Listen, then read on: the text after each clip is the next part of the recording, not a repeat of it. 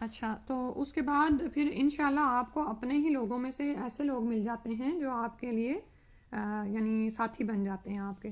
تو اللہ تعالیٰ نے پھر یہ وہ وقت ہے کہ اللہ تعالیٰ پھر آپ کیا ہے کہ علل اعلان بھی تبلیغ کر سکتے ہیں، آپ کو سپورٹ مل جاتی ہے نا.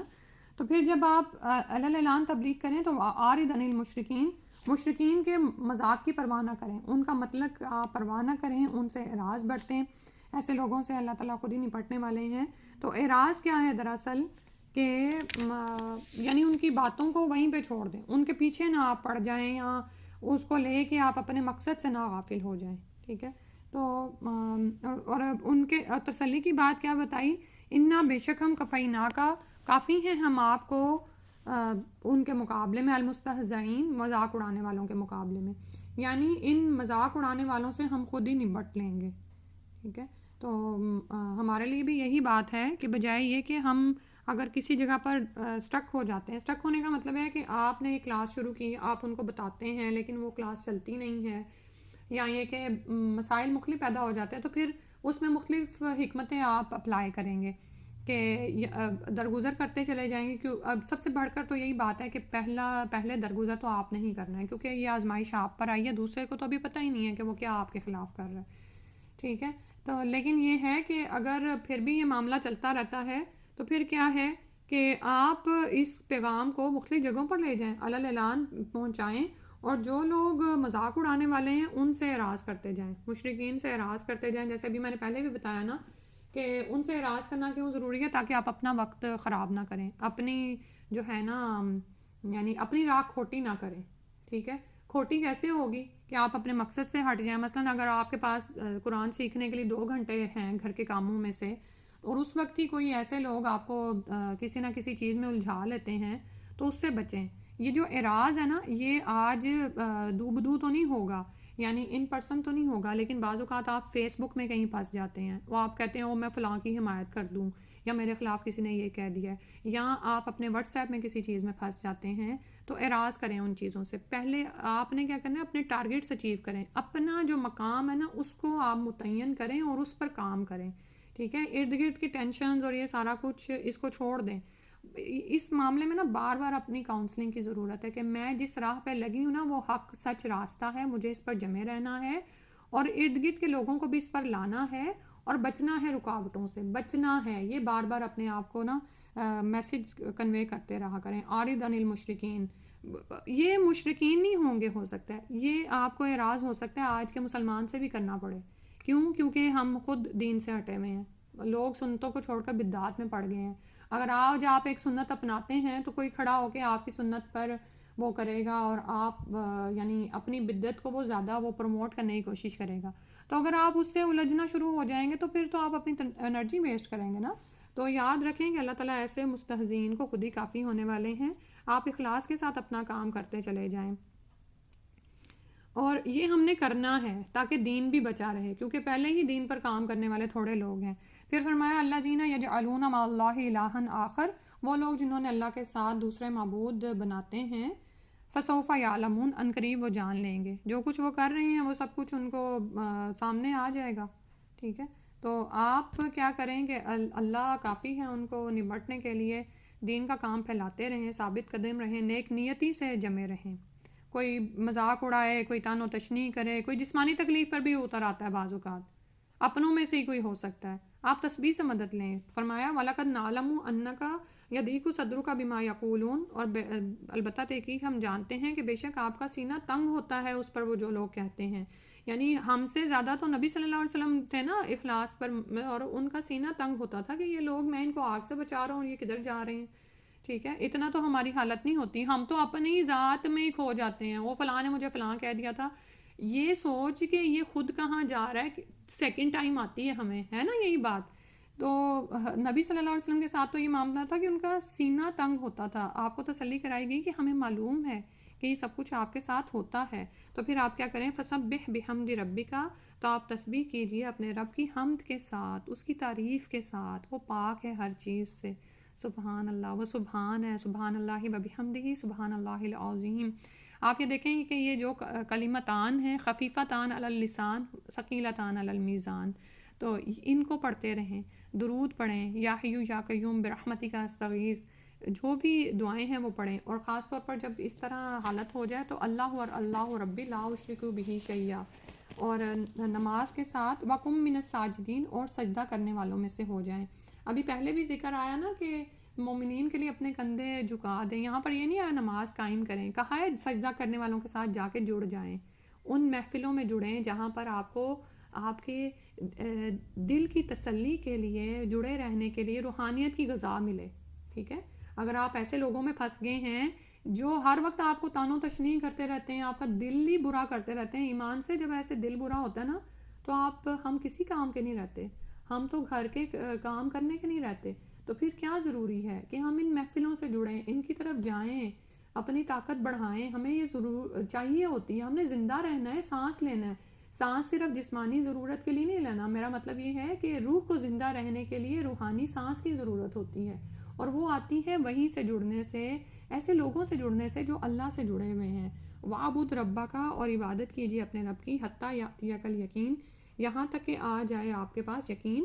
اور وہ یقینی بات کیا ہے؟ موت ہے. سبحان اللہ، ابھی یعنی خیال آنے لگا تھا نا دل میں، یہ کب تک کریں؟ آج ہم کوئی بات کرتے ہیں دوسرا پھر رکاوٹ ڈال دیتا ہے، پھر ہم کسی سے جڑتے ہیں، پھر واپس آتے ہیں، پھر اسی اسٹیٹ میں چلے جاتے ہیں. ہوتا ہے نا کہ ہم ایک دفعہ اپنے ایمان کی، اپنی روحانی طاقت کو لے کر آتے ہیں، ہم بڑے خوش ہوتے ہیں. آج کی میں نے نماز پڑھی، مجھے تلاوت کی سمجھ آ رہی تھی، میرا دل بڑا پرسکون ہو رہا تھا. وہ گھر میں آئے، مصیبت دیکھی، او ہو یا اللہ، یہ مصیبتیں نہیں ختم ہوتی. تو پھر کیا فرمایا کہ یہ کب تک چلتا رہے گا معاملہ؟ اللہ تعالیٰ نے فرمایا اپنے رب کی عبادت میں لگے رہیں، حتیٰ یأتیک الیقین. یہاں پر یقین کا ترجمہ موت کیا گیا ہے، یہاں تک کہ یقینی بات آ جائے. وہ یقینی بات کیا ہے؟ موت آ جائے، عمل کی مہلت، وقت ختم ہو جائے. ٹھیک ہے، ساری مشکلات ہی ٹل جائیں گی. ٹھیک ہے، تو یہ بھی کون کرے گا؟ جو اس دنیا میں راحتیں نہیں ڈھونڈ رہا، جو اپنی راحتیں آخرت میں پسند کرتا ہے، وہ چاہتا ہے کہ میں وہاں پر روح پرور زندگی حاصل کروں. ہمارا مسئلہ پتہ کیا ہے؟ ہم وہ تمام نعمتیں جن کا اللہ نے جنت میں وعدہ کیا ہے وہ اس دنیا میں ڈھونڈنا شروع ہو جاتے ہیں. ملتی ہیں دنیا میں بھی، ایمان کی حلاوت مومنین اسی دنیا میں پا لیتے ہیں، لیکن یہ نہیں ہے کہ ان کی زندگی میں جو ظاہری جو بھنور آتے ہیں اوپر جھیل کے، وہ نہیں ہوتے. مشکلات آتی ہیں، مشکلات ہو سکتا ہے ایمان کی طرف آنے سے زیادہ آئیں، لیکن دل میں ایک اطمینان اور سکون ہوتا ہے. اور جو اوپر کی مشکلات ہیں نا وہ آپ نے سہنی ہیں، وہ ان کو حل بھی کرنے کی کوشش کرنی ہے. کبھی نہیں حل ہوں گی، کبھی ساتھ ساتھ اللہ سے مدد بھی لینی ہے، کبھی جڑنا ہے دین والوں سے، یہاں تک کہ موت آ جائے. ٹھیک ہے، تو اسی طرح آپ یہ دیکھیں کہ روزانہ کا دن کا آغاز جو ہے نا وہ آپ نے کس سے کرنا ہے کہ دن کے شروع کے 4 نوافل دن کے آخر تک انسان کو اللہ کی کفالت عطا فرماتے ہیں. ٹھیک ہے، صبح کی جو سنتیں ہیں ان کا پڑھنا، ہم ان کو بھی بس پڑھ جاتے ہیں. ٹھیک ہے، نبی صلی اللہ علیہ وسلم نے ان کو مختصر پڑھا، لیکن ان کی فضیلت ہم یاد رکھیں، وہ دنیا اور مافیہا، دنیا اور دنیا میں جو کچھ ہے اس سے بہتر ہے. تو پھر فرضوں کا کیا حال ہوگا؟ سبحان اللہ.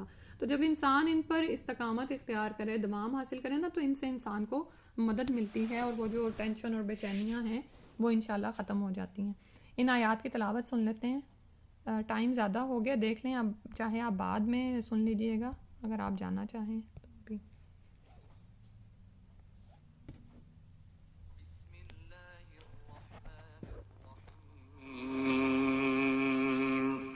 وَإِن كَانَ أَصْحَابُ الْأَيْكَةِ لَظَالِمِينَ،